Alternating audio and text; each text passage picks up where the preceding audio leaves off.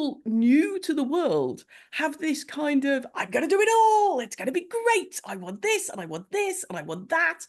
But really, do you? And for me, it is the exact way that new business owners are like, I'm going to do a webinar and I'm going to have a podcast and I'm going to do this. And it's like, but what are your goals? Well, I saw someone else and they were doing that and that seemed great, which is exactly the same thing as seeing somebody up on the St. George's Cross or the St. Andrew's Cross being flagellated and thinking, oh, that's great. That's what I want. Look into his eyes. They're the eyes of a man obsessed by success. Eyes that mock our sacred institutions. Bedroom eyes, they call them in a bygone day. Sex desire is the most powerful of human desires. When driven by this desire, men develop keenness of imagination, courage, willpower, persistence, and creative ability unknown to them at other times. So strong and impelling is the desire for sexual contact that men freely run the risk of life and reputation to indulge in. When harnessed and redirected along other lines, this motivating force maintains all of its attributes of keenness of imagination, courage, etc., which may be used as powerful creative forces in literature, art, or in any other profession or calling, including, of course, the accumulation of riches. Napoleon Hill.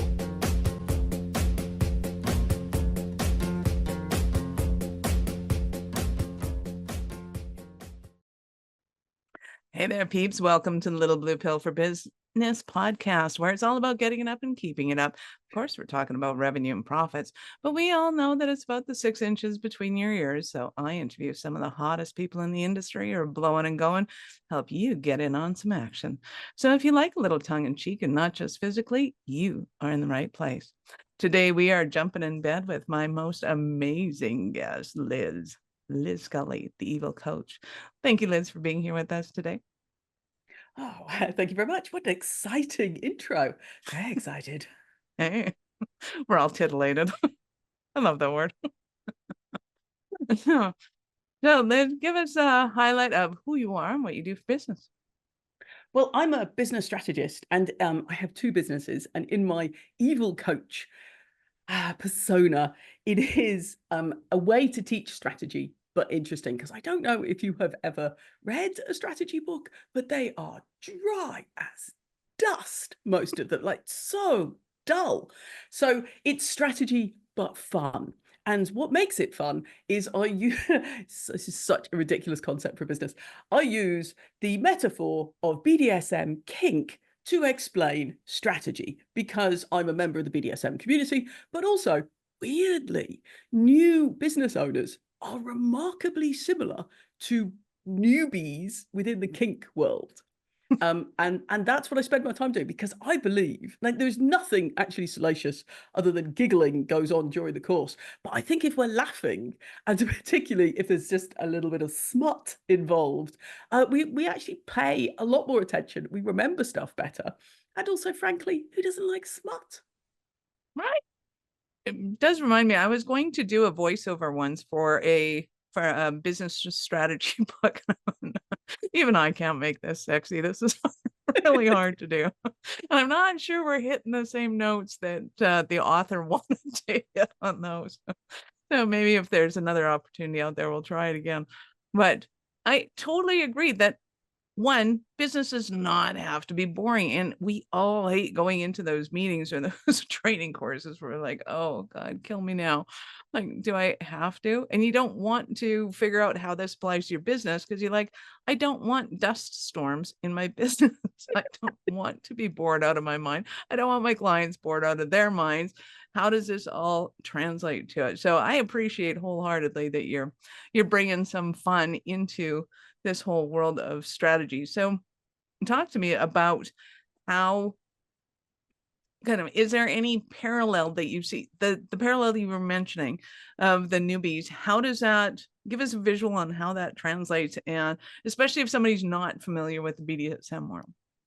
Well, the BDSM world is not what you think, sadly. Netflix has lied to us. It's not all cat suits and outfits. I mean, you can do it that way if you like to, but it's not. That's not what it is. What it is about And here's where it sounds like strategy. It's about a goal, whatever that goal is, and working together with somebody else so you achieve that goal. However, this message has not got out into the outside world. And what most people seem to expect is that it's a sort of cornucopia of filth, which nothing wrong with that. And people new to the world have this kind of, I'm going to do it all. It's going to be great. I want this and I want this and I want that. But really, do you? And for me, it is the exact way that new business owners are like, I'm going to do a webinar and I'm going to have a podcast and I'm going to do this. And it's like, but what are your goals? Well, I saw someone else and they were doing that and that seemed great, which is exactly the same thing as seeing somebody up on the St. George's Cross or the St. Andrew's Cross being flagellated and thinking, oh, that's great. That's what I want. No, actually, it isn't, because that person has had a really stressful day in BDSM. And there's this wonderful state where you move into a kind of flow state where everything relaxes and their dom is holding them in this space, which is like a spa weekend. This lovely moment. So sure, from the outside, it looks quite extreme, but from the inside for that person, they are in a sort of float tank of delight. Now, it's the same as if you look at someone else's business and think they do a webinar and then they do a thing, and then they run Facebook ads, and then they do this. You don't know what they're trying to achieve. But from the outside, you can do all the outside stuff. Same as you can think, right, so I need to get a St. Andrew's cross. I need to get a little rubber suit. I need to do. No, find out what they're trying to achieve and then get someone to help you with that. As you can see, it's something I feel quite strongly about. Clearly. When I was listening to this, I'm going, I'm clearly a float girl more than I'm a get tied to a cross. And that sounds awful. And no.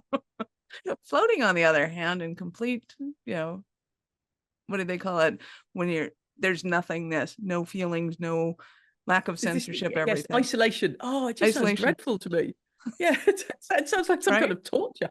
But the point being is, from the outside, you don't know what's happening.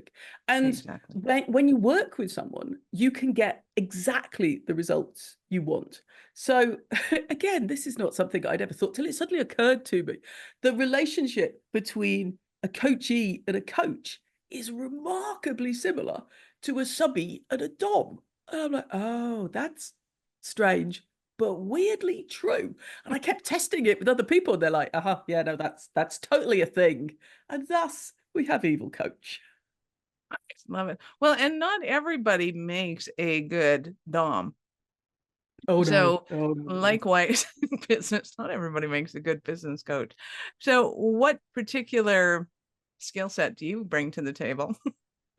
Well, I'm glad you asked. But it's actually, I think the essence is kind of a bit before that. Before we get to my particular skills, it is important to think about that the image that nobody has about BDSM, unless you're part of the community, is that we talk about the aims and the goals before we start. So, like I said, people have this sort of Netflix. You have a boardroom meeting before you start. Well, actually, that's the thing, is we sit down in our after work clothes and we work out like this is what I do. What do you want? Okay, well, that matches up with me, and I don't like that, and that's certainly not, and that's just not sanitary, and we'll move forward from there. And if there's a match between what they want and what you do, then you can fit together very well. If there isn't, then it was lovely, nice meeting you, and we move on. And that's the same when you hire a business coach. If you want to do, I don't know, it's like someone to give you a big podcast strategy sesh, and there's someone who's all about webinars, then that's not a good match. Now, it's not sexy, the after work meeting with a glass of wine and maybe some light snacks to discuss what you want to achieve. But that's the same as sitting down in is this a good fit meeting with a coach? So the most important thing is that you actually trust and like your coach, and very much the same about a dom or a dom working with a sub. I love that, because I think it's so important that people line up. And I think that most people don't do their due diligence. Like I always say, ask 3 times more questions than you spend money. But they don't. They just like, oh, I'm going to look like an idiot if I ask questions, and they start getting grade 3 PTSD. It's like, no, you're not an idiot. You're actually pretty smart if you ask questions. And it's okay to not know, because if you knew, you wouldn't be hiring me. Like, that's the whole point. So find out what I know that you don't know, and vice versa. And are we a fit, and can I help in this situation? And is it a good fit? Like, the not sanitary comment, it kind of makes me laugh, because when I went into Amsterdam, of course, went into the video stores, discovered a whole lot of life that I had not experienced prior to that. I went, oh, people are into this? Well, that's the thing. And you realize somebody's into everything. There is going to be a fit for you somewhere, but you have to be the one willing to ask the questions to do the thing, and not feel embarrassed or ashamed that that's the thing you're into. Because, you know, some people like sterilization, some people like the antithesis of that. It's all good. Exactly. And also, so you need to be clear on your own goals, and you need to be clear on what you are willing to do to get to those goals. Because some goals are just kind of a lovely thing you want inside your head, and wouldn't it be nice? And some are, this is the thing I'm going to get up at 6 o'clock every morning and do 2 hours extra work on for the rest of the decade to achieve. And they are different goals. And some people are very not clear on the difference. Absolutely. And I think, just like in life and business, some people have fantasies, but they don't really want them lived out. It's like, the concept of it is neat, but I don't really want to have to do that. You know, the whole public exposure thing, or rape fantasies, or whatever. It's like, yeah, let's just keep it in the fantasy realm, not in the reality realm. And how do we bring that in? And the same thing happens in business. I really want to have 50 employees. Really? Do you? Have you ever been in a situation where there were 50 employees, and the dynamics that happen in that, and what you have to work out? It's, some things are better left in the fantasy. And what is it, the elements that you like about the fantasy, and how do we translate that into your business? Oh, completely. I once had a big course called the Avatar Academy, worst name ever, which was all about doing the research for your business so you could find endless clients, which is obviously what it should have been called. Endless clients was obviously the correct name. But that was the idea, was that if you did all this research, you could get to a point where you were making products that people always wanted, that was always the next step. And people were so excited. When I ran the beta to see if people were keen, I had a flood of people. And they got about 3 or 4 modules in and were like, oh, I mean, it's clear, but this is quite difficult. There's a lot of work to do this. And I'm like, aha. And I'm like, is this why all of your stuff seems to be really what we need? Yes. And for 3 years, people have been saying, can you show us how to do that? And I have. And now you're saying, oh, I don't like it because it's a bit of effort. It's like someone saying, I want to be flogged, and bringing you a flogger. And then when you flog them, they're like, that hurt. Yes. Yes, it would. Did you not try this in the shop?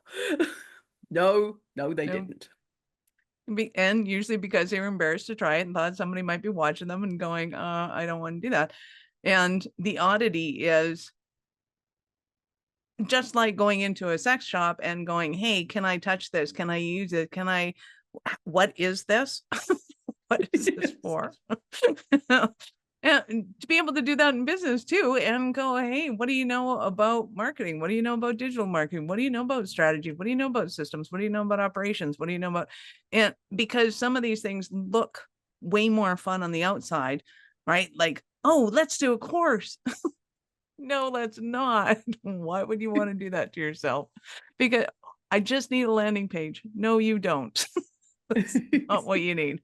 What are you doing that's bringing you to this point? And you're right. People don't like the questions and answer period, because then the work comes.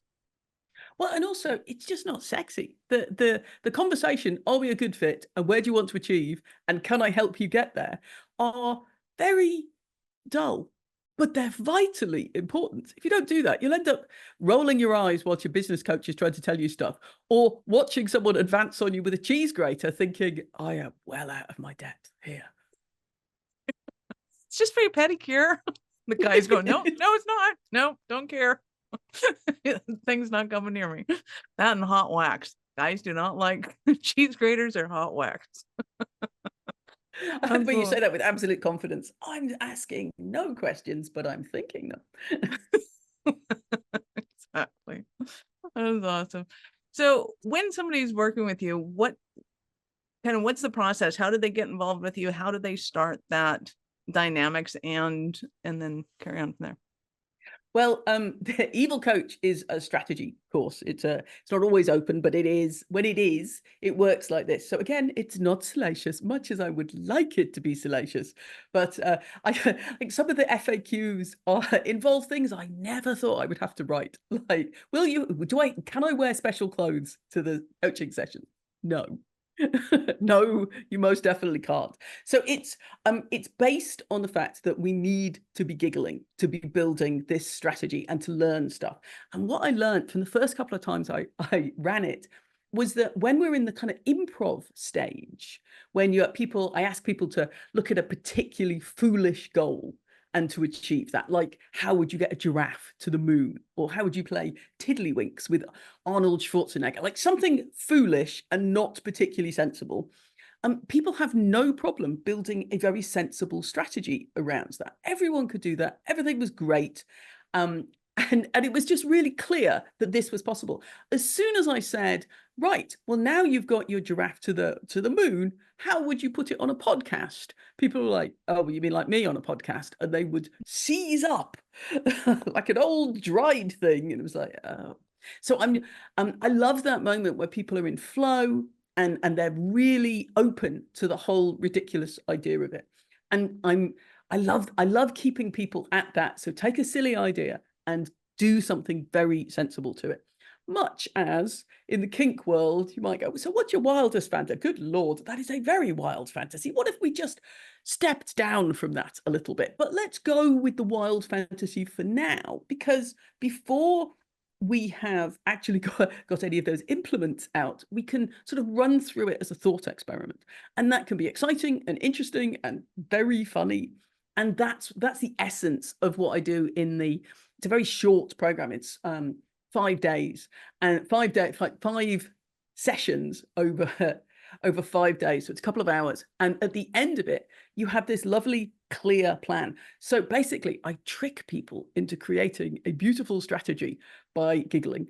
And it's just lovely. It's absolutely lovely. Even better, I offered people this is so foolish. I may never do this pricing again, but it made me so happy. So the pricing was something like $1,120 with a 69% discount that left it at $666. That is awesome. Gorgeous. Awesome. So in a moment, I'm going to ask you about a Cinderella story of one of your clients. But before we do that, we're going to take a quick break. Are you running a business over 7 figures but still struggling with technology headaches? Pay attention, you do not want to miss this offer. This podcast episode is brought to you by Awareness Strategies, who is offering a custom-built digital adoption roadmap for anyone running a business over 7 figures who's wanting to grow their business in the next 5 years. And it's not just a roadmap, they offer full implementation as well if that scares the out of you. Check out awarenessstrategies.com/roadmap for more details today. The link's in the show's notes. Don't regret not doing this. Do it now. That's awarenessstrategies.com/roadmap. So I'm super excited to hear about your Cinderella story. Wow, thank you. So most of the time I work with clients, we're there to build and grow their business so that they get to earn really consistently and work less. And most of my clients are coaches or service providers, so maybe copywriters, designers, lots and lots of coaches. And one lady joined me and she was a copywriter, is a copywriter. And when I first started working with her, she wasn't quite making 6 figures. That's what she really wanted, wasn't really happening. So in the first year we worked together, that's what we did. We took the Evil Coach strategy and we implemented it in a mastermind. She hit 6 figures. Life was good. Second year, we took that same plan. She still earned 6 figures, but she only worked 1 day a week. She was extremely happy about that because obviously on a per hour basis, that's a huge rise in income. And then in the third year, she came to me and said, I don't know what you did, Liz, but I know it happens in Mastermind, but it's like the internet backed the money truck up to my business. And now everything is good. And I have to say, that's my favorite thing anyone has ever told me, because that's all we want. We want, first of all, to get consistent income. Then it needs to get easier.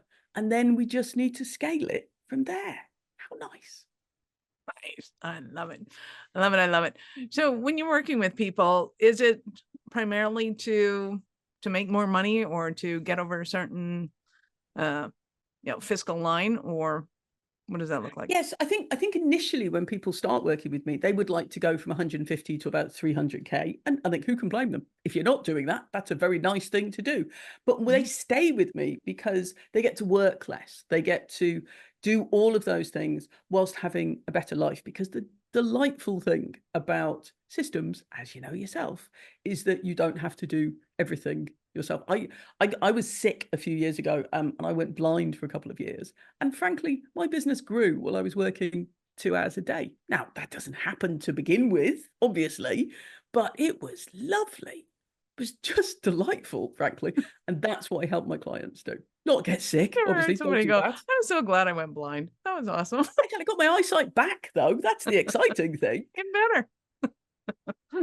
Awesome. I assume you didn't take on the workload now that you could see the workload. God, no. Oh, no. No. Oh, so I love it. So I know people are going to want more from you. How did they start that journey with you? Well, if you go to evilcoach.com/Michelle, you can find a whole stack of little goodies about strategy, and there's videos and there's PDFs, all of that good stuff. You don't even need to opt in, although there is a place that you can do that there on that page, but you'll get all of the stuff you need and maybe just a little bit more. Who knows? Nice. We like treats and tricks. Awesome. So peeps, you know the drill. Scroll down into the show notes, go and click on the link, open up in a new browser because we're not done yet. So Liz, I get to ask you, at what point in life did you know you were special, kind of crazy enough to think that you could become an entrepreneur? Well, pretty young, I have to say. When I was about 17, I started making jewelry, and I eventually ended up going to art school to do a degree in silversmithing, the natural precursor to becoming a strategist, obviously. But I used to sell my jewelry at the local rock club. It was the 80s, and it was a horrible rock club. It was black and kind of shiny and sticky almost everywhere. It was called Stairways, which is every bit as vile as that sounds. It was not pleasant. So I would scoot off after the pub shut into the bathrooms and sell little stacks of jewelry in there. Anyone who came through the door, so I know this is a funny question, but would you like to buy some earrings? And buy them they did in droves. And I made enough money consistently from a Friday and a Saturday night that I paid for all of my underage drinking, all of my cabs back and front, all of my material costs. And it was really very lovely for a teenager to be making good cash. It was very lovely. Plus, of course, I spent a lot of time in clubs, not necessarily in the toilets, but a lot of time in clubs. Making cash as a teenager was very exciting. But yeah, I did become somewhat known as the girl from Strangers, Stairways, Toilets. That's not really the branding I ever wanted. It sounded so sordid, not good at all. Right. Well, yeah, but you were telling me earlier that you would have people actually coming up to you in the middle of the street going, "Hey, do you have earrings?" I'm like, that is awesome. That to me is the best marketing, is when you have that recognition and you don't have to put it out there anymore. And people are coming up to you and going, "Hey, I recognize you. I want to give you money." True, yes, it was nice having people want to buy things from me. But would you want branding from the girl from Stairways Toilets? I mean, it was Well, never the way I imagined it. Some of us had a different reputation. So it's like, if I'm standing next to my mom, don't ask me anything. Whereas if I was standing next to my mom and they said, "Hey, do you have earrings?" I'd kind of be okay with that. Yes, I guess so. But I kind of drew it to a close because a friend of mine in the nightclub once said to me, "You do realise that every Friday you disappear into the toilets and you come out with a lot more money and a bunch of new friends." I was like, "Oh, that's not good. That's not good at all. The optics on that are absolutely dreadful." So I kind of stopped. But I did miss the gossip because in the ladies' toilets, as you know, stuff happens in the ladies' toilet. And I would just be sort of stood there with my jewelry rack going, so I know you're crying. I know your boyfriend's left you, but while you're here, would you be interested in buying it? And I can't tell you how many times the weeping person would indeed buy jewelry. I had no that made me morals. happy. Patently, I had no morals. But yes, there was all sorts of scandal, and I knew all of it because I was in the toilets for such a long time. This does not reflect well on me, I feel. So I gotta ask, so is this your intro into the BDSM world too? If only. No, that came many, many years later. No, but I have to say, it did very nearly put me off dating, because there were people who were in floods of tears because their mother had started dating their boyfriend, or because their boyfriend had all of his girlfriends in the club that night and none of them knew about each other. And I'm in the toilet going, oh, that's terrible, love. Earrings? Oh, that really is awful. Earrings? It's like, no, you can't buy those ones because they match someone else in the club who may also be dating the same person. Not those, love. These ones. Terrible. There's a new branding. All my girlfriends are wearing those earrings. Yeah, you can tell which ones are mine. Hilarious.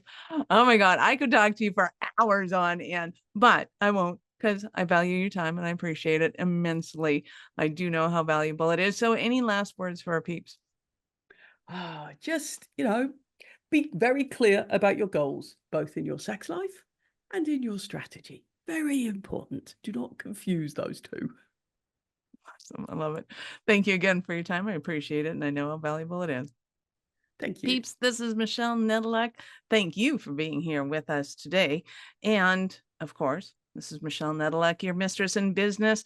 Be sure to subscribe to the show, invite your friends so you can help you get it up when you need me. And go and hit the share copy link. This is new to me and I like it. Go click my link. Share copy link. Love it. Love you. Look forward to seeing you next time. Thank you for listening to the Little Blue Pill for Business podcast with your mistress in business, Michelle Nedelec. Why are you still here? Go to littlebluepillforbusiness.com and get your goodies. If you enjoyed the show, be sure to share it with somebody else that you know would enjoy getting it up in business after you subscribe to the podcast, of course, so you won't miss any future episodes. Now, check the notes for links. Oh, and only tell your wife if she's into this, entrepreneurship. And I'll see you both on the other side.